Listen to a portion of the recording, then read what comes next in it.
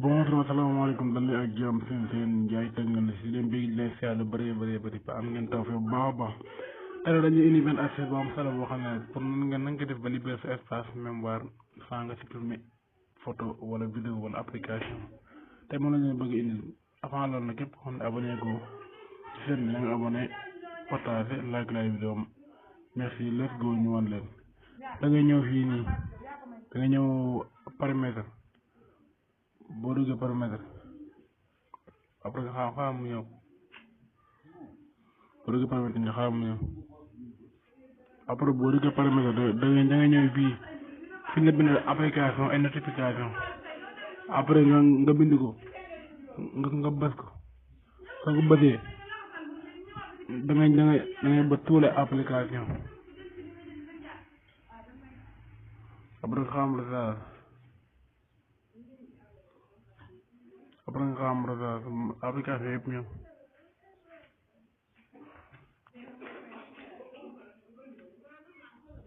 après nga xam retage boo ko defee bu application yi ñëwee da nga ñëw nga toppee ko benn par benn comme da ngay def nii comme nga ñëw WhatsApp nga ñëw nii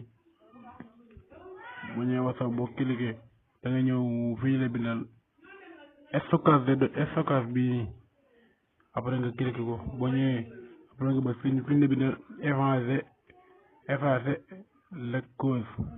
la case bi effacer la case bi après nga cliquer ko boo cliquer après effacer wu après nga génn nga ñëwaat toppak ci beneen application après nga ñëwaat stockage nga ñëwaat effacer la case effacer gi nga seru moo effacer wu na après nga ñëwaat nga toppaat ko noonu bi effacer nga après nga toppaat ko noonu nga ñëwaat nga bii jël na 40,35 mots après nga effacer ko effacer seru moo après nga ñëw ci YouTube bi instant bi nga bësaat stockage instant bi YouTube bi jël na 5,65 mots après nga bës effacer la case noor na nga koy toppee ba keroog application yëpp daj après boo noppee nga ñëw fii ci mémoire stockage bi après nga bës fii nii gis nga après nga bàyyi après boo noppee nga bës foofu nga bàyyi mu recherche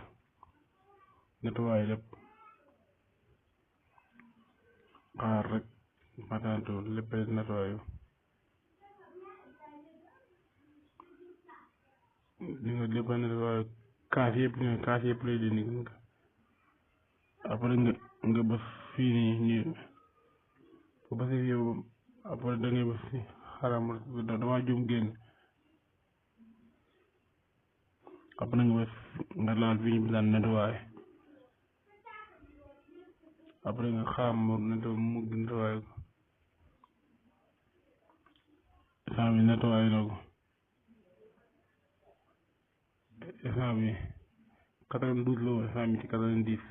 noonu koy topp ba application yëpp mat naa bañ vidéo bi gudd moo tax application yi def moo ko application yëpp donc yow donc sa application yëpp ay téléphone yëpp